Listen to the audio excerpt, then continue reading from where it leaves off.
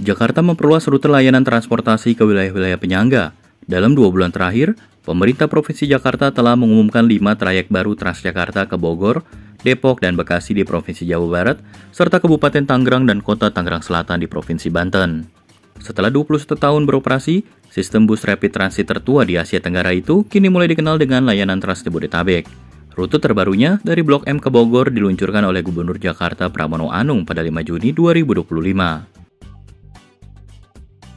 Selain rute P11 Bogor Blok M, pemerintah Jakarta sebelumnya sudah meluncurkan rute lain Trans Jabodetabek. Rute tersebut adalah S61 Blok M Alam Sutra, B41 Vida Bekasi Cawang, T31 Pantai Indah Kapuk 2 Blok M, dan D14 Sawangan Lebak Bulus.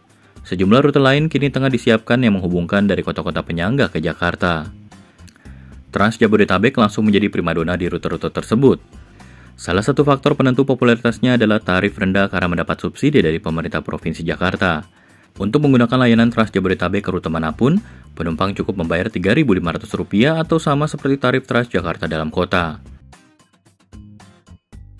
Kepala Dinas Perhubungan Jakarta, Syafrin Liputo menyebutkan, pemerintah Jakarta harus menambah alokasi dana Public Service Obligation atau PSO dalam anggaran pendapatan dan belanja daerah untuk membiayai subsidi ini. Dalam APBD Jakarta 2024, subsidi Transjakarta mencapai Rp3,9 triliun. Syafri menjelaskan akan ada penambahan anggaran PSO Rp300 hingga Rp400 miliar, sebagian untuk Trans Jabodetabek dan sebagian lain untuk kebutuhan layanan dalam kota. Pemerintah Provinsi Jakarta memberikan subsidi Rp11.500 per penumpang untuk setiap perjalanan bus Trans Jabodetabek pada trayek Blok M Bogor. Menurut Gubernur Pramono, biaya normal yang seharusnya dibayar penumpang untuk rute tersebut adalah Rp15.000. Jumlah subsidi tersebut sama dengan rute-rute Trans Jabodetabek lain. Pramono mengatakan perluasan trayek Trans Jabodetabek tetap perlu dilakukan untuk mempromosikan pentingnya penggunaan transportasi umum oleh masyarakat. Harapannya, kata dia, jumlah pengguna kendaraan pribadi bisa menurun dan berpindah dengan menggunakan layanan transportasi umum yang terjangkau dan rute yang lebih terkoneksi dengan kota-kota penyangga. Gubernur Pramono yakin Jakarta tetap bisa membiayai program-program lain, meski APBD-nya digunakan untuk subsidi Trans Jabodetabek.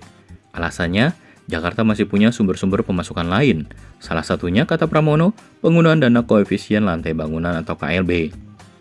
KLB adalah dana yang harus dibayarkan perusahaan swasta selaku pengembang ke pemerintah Jakarta karena membangun gedung melebihi ketentuan jumlah lantai. Dalam kesempatan terpisah, anggota DPRD Jakarta William Aditya Sarana memperingatkan Gubernur Pramono bahwa anggaran daerah untuk subsidi transportasi umum harus digunakan dengan teliti.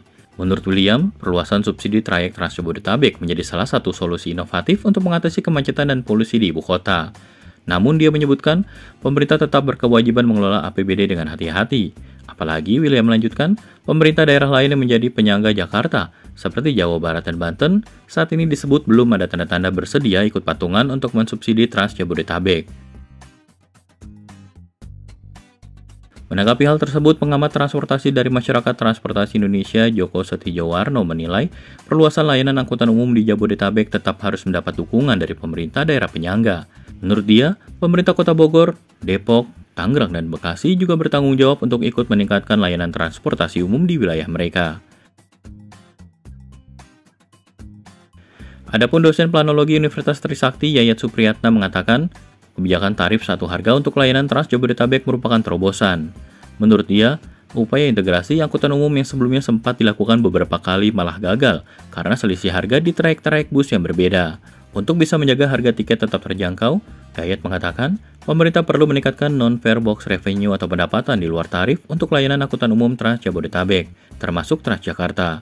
Yayat berujar pendapatan itu bisa didapat dari berbagai cara, misalnya mengoptimalkan pendapatan iklan di halte-halte dan bus hingga memanfaatkan ruang-ruang halte untuk kegiatan komersial. Yayat menilai pemerintah Provinsi Jakarta tidak bisa terus bergantung dengan strategi menggelontorkan subsidi demi menarik pengguna Trans Jabodetabek.